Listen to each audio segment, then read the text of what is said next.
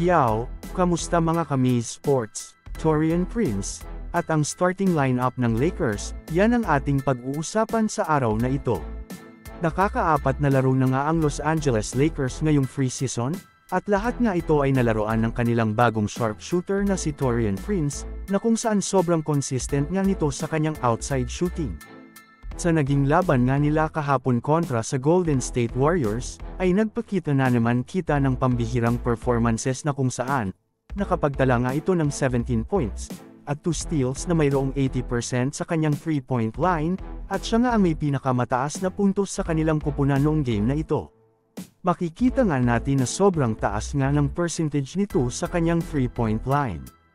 Kaya naman sobrang ganda nga nito para sa Los Angeles Lakers dahil nakakuha nga sila ng isang consistent sharpshooter ngayong off-season. Kaya naman kung magagawang ngang maipagpatuloy ni Taurean Prince ang ganitong performances ay paniguradong sobrang laking tulong nito sa Los Angeles Lakers ngayong season. Ano ang masasabi mo dito? Sa tingin mo ba ay magagawang maipagpatuloy ni Taurean Prince ang kanyang outside shooting sa regular season?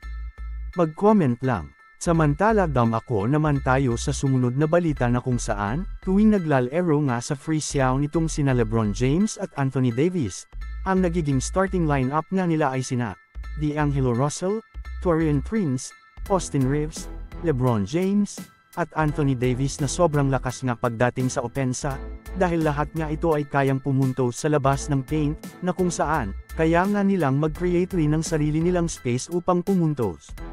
Ayon nga rin sa mga NBA insiders na maaring ito na nga ang starting lineup ng Los Angeles Lakers next season, dahil ito nga ang palagi nilang ginagamit na starting lineup sa free season, at maaring paghahanda na nila ito para sa paparating na regular season.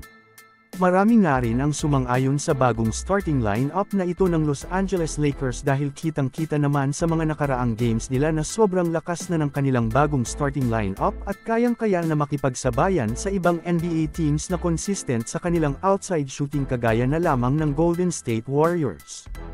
Ano ang masasabi mo dito? Mag-comment lang.